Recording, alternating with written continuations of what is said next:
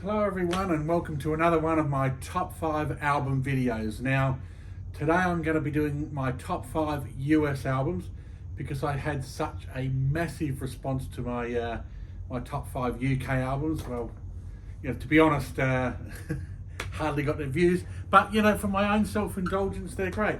But I did have one comment on the top UK 5 albums that I had, that Sgt. Pepper's was should be number 1, and it's pretty hard to not agree with that. Another best part about doing this video today is my shirt. Don't you think this shirt is absolutely amazing? You can comment below and I'll tell you where I got it from.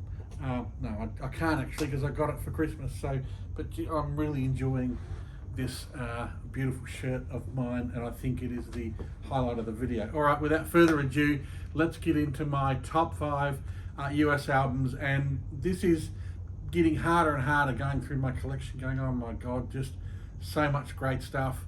And there could be so many albums in this top 5. I should be really doing a top 10, to be honest. It would make me feel a lot more comfortable. But at number 5, get straight into it.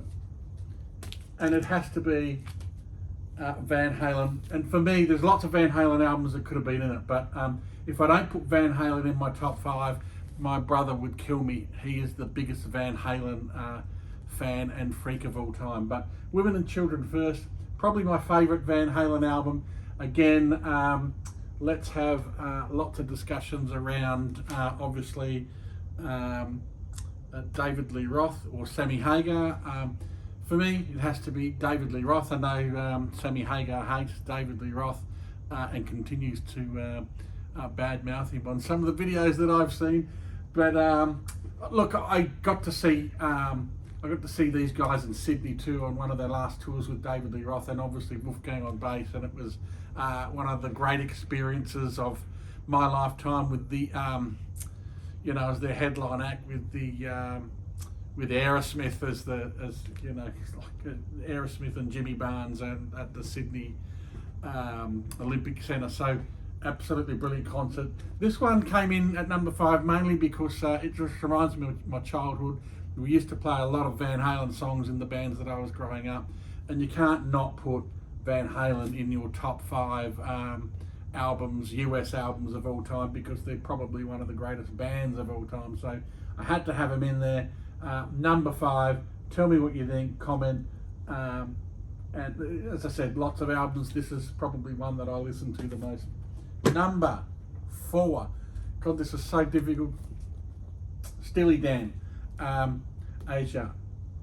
And again, I could have picked a number of albums to go for this band in the top 5. In fact, I don't think they put out a bad album, did they?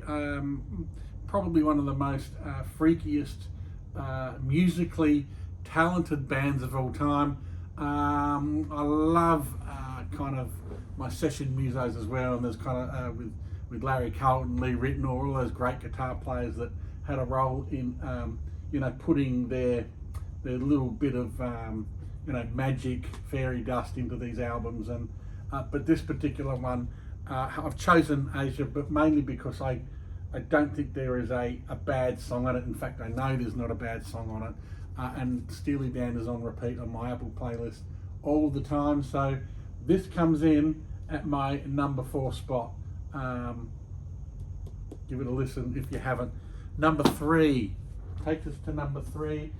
Again, so many great albums this band has put out, but Toto comes in at my number 3. This one being the Isolation album, and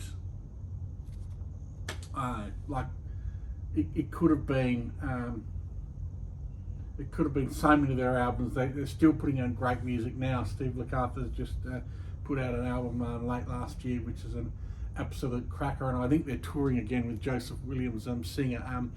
And again, Bobby Kimball, Joseph Williams. There's all these debates about who were the great singers of Toto and the great players of Toto.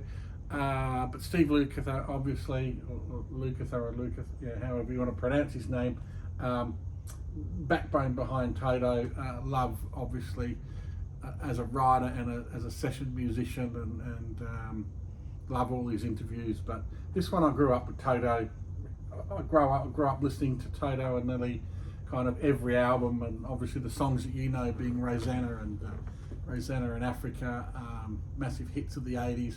I'm a bit of an 80s boy, hence my top 5 albums being kind of 70s, 80s, kind of early 90s stuff. So sits in my number 3. Let me know in the comments what you think. But anything from Toto, give him a listen if you haven't. Takes me to the number 2 spot. I'm not sure that anybody's going to know who this is, or hopefully all you American people or fans do, and a lot of musicians that follow this channel. But this has to be my number 2.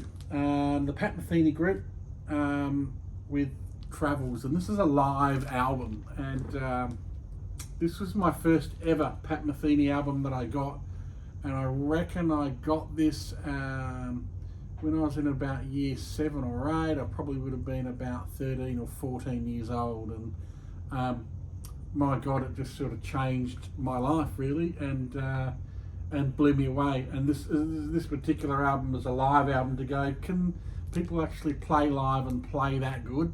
I'm thinking, my God. Then checking out all the YouTube videos of Pat Metheny and all the kind of live stuff that they did.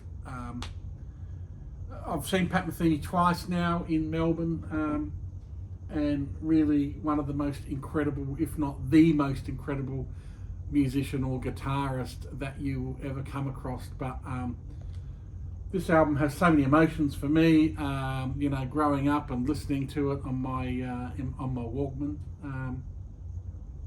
And I'll never forget it. Life-changing moment, life-changing album, and still continues to be to this very day. All their albums are on repeat.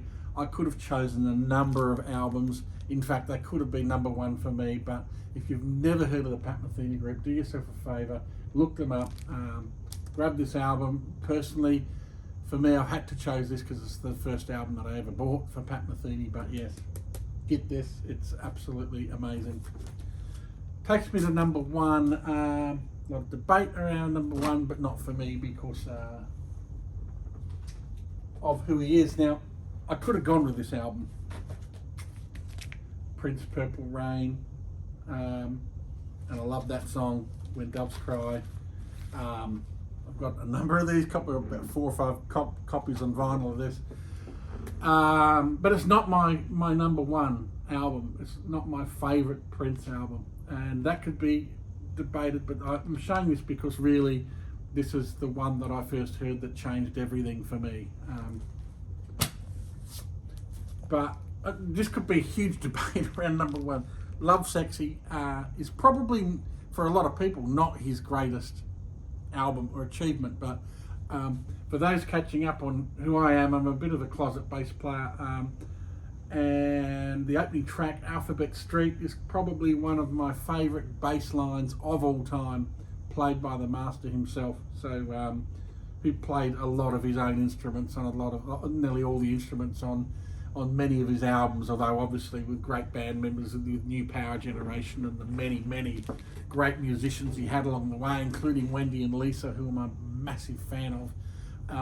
But this album, you know, from my high school years and the band with a couple of guys that I was in a band with at the time, I remember buying this album and putting it on and just really blown away by how innovative this guy is on nearly every single album that ever came out. And I think after this was an album called Sign of the Times, which I think would have came very close to coming in at the number 1 album. Thinking about it now, which maybe could have and should have been. Many great albums by Prince, non-stop albums by Prince, but probably one of my most influential US artists of all time.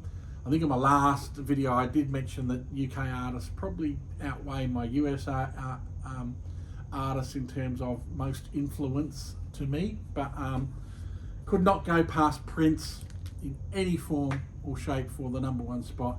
And this album, Lovesexy, mainly due to the fact that it had you know, more relevance to me as a musician. But there you go. They're my top 5 US album. I hope you've enjoyed this video. Go to my channel and check out my other videos. I've got a lot of live stuff on there. Would really love it if you guys could subscribe to my channel as well, and I'll do some more of these. I might do my top Australian 5 albums